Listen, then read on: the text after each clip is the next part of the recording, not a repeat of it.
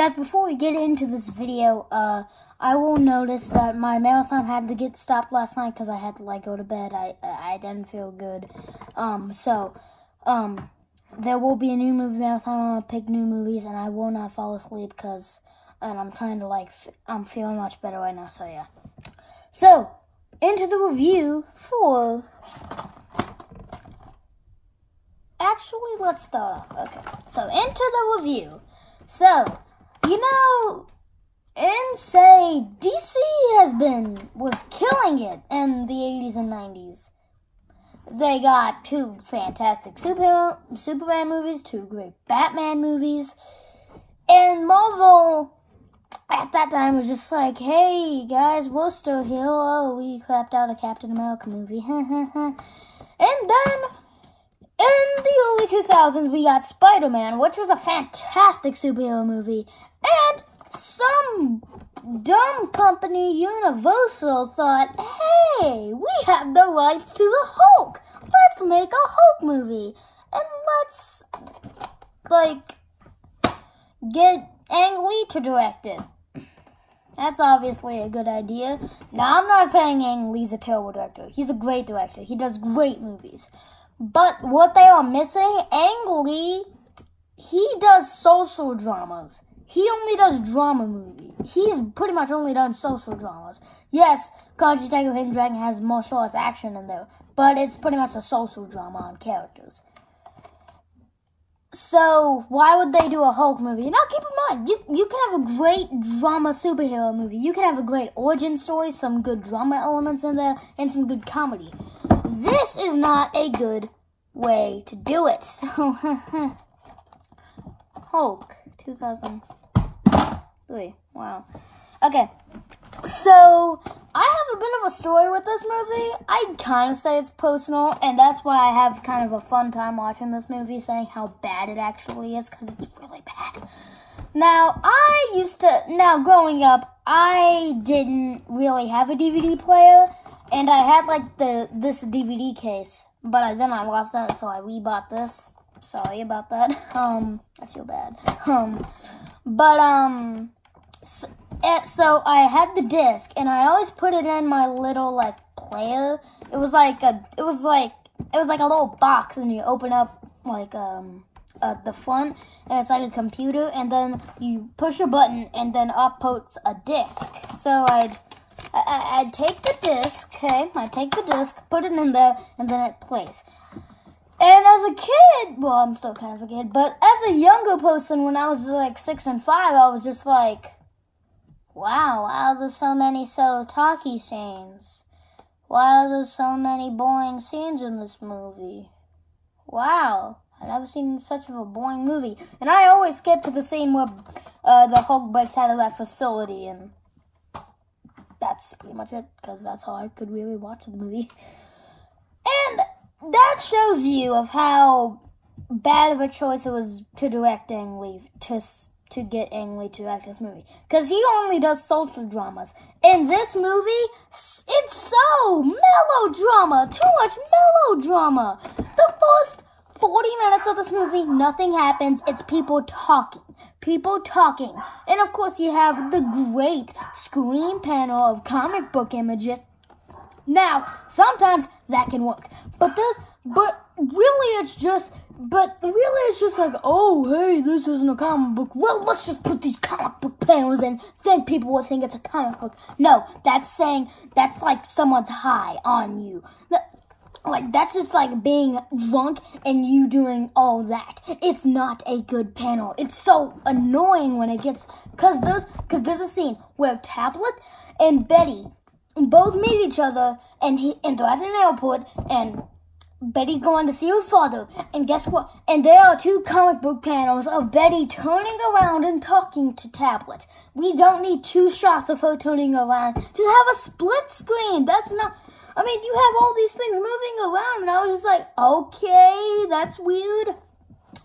It's just dumb.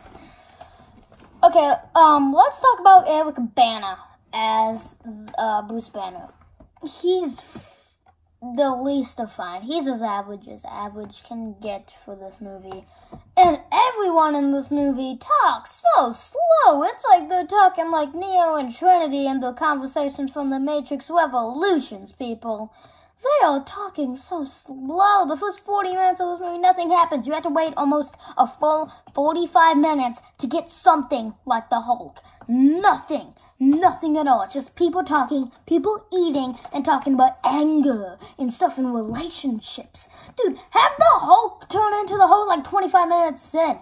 Like, The Incredible Hulk, that movie has some good drama. Yes, it has some weak drama, and there's some kind of cheesy stuff, but there's great Hulk action. There's 3 awesome Hulk scenes in that movie.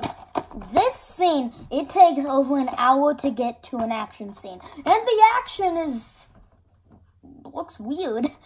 So, in the first fight scene with the Gamma dogs, and they look like zombies. And what is the point of that? What is the point of putting Gamma on your dogs? One, that's just cool, because why would you do that to a puppy?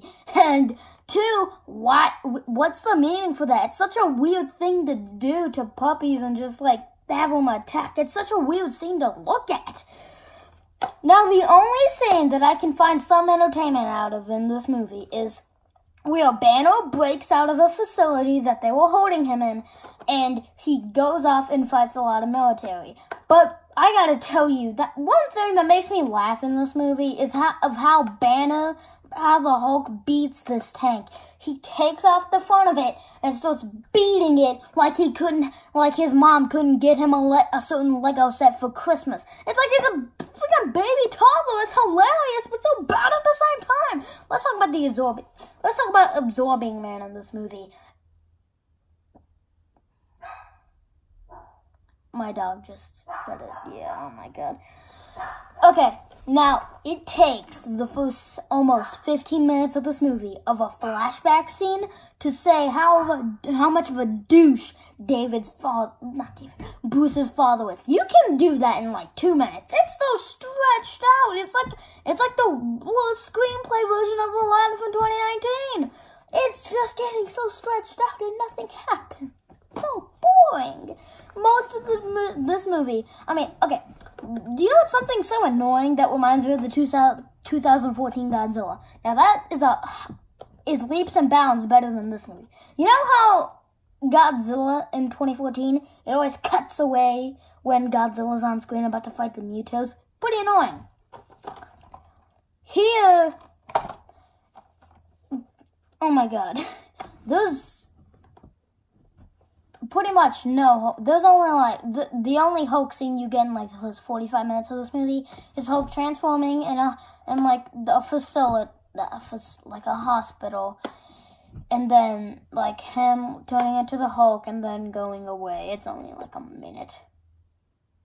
I mean, Nostalgia Critic does a great job of it in his review.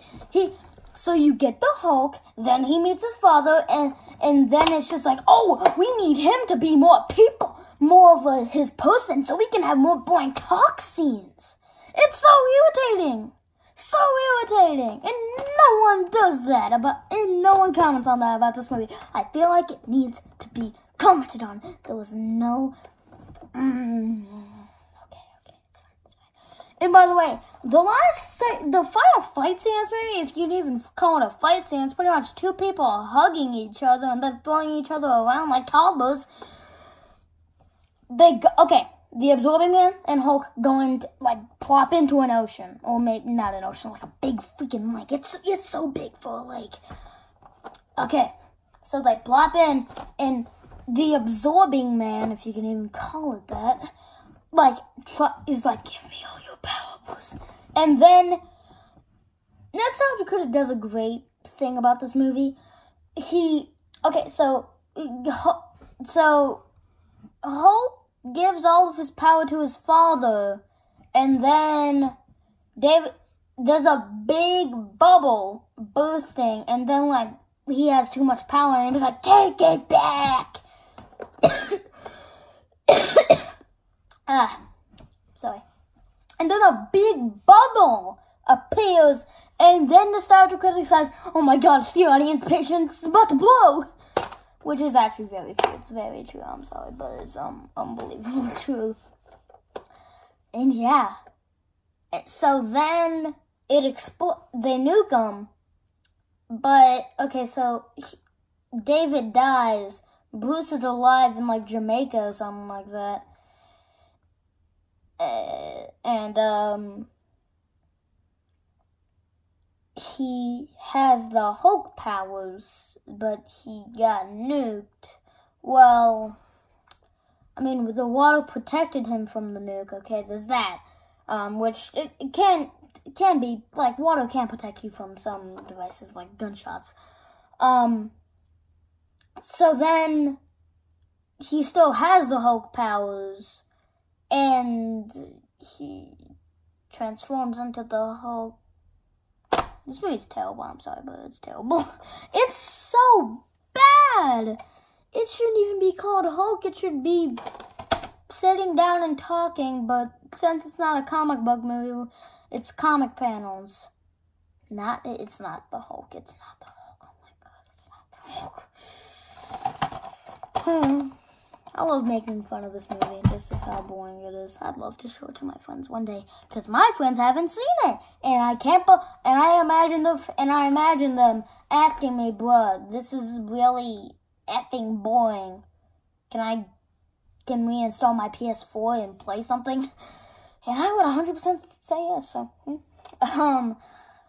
sure, come like and subscribe, and if you're wondering why I give this, it's an F. It's an F. This movie's god-awful. But for an entertainment value, it's also an F. For a drama value, it's also a D-. There you go. Sure, come like and subscribe. And hopefully, the next bad horror movie that I'll be talking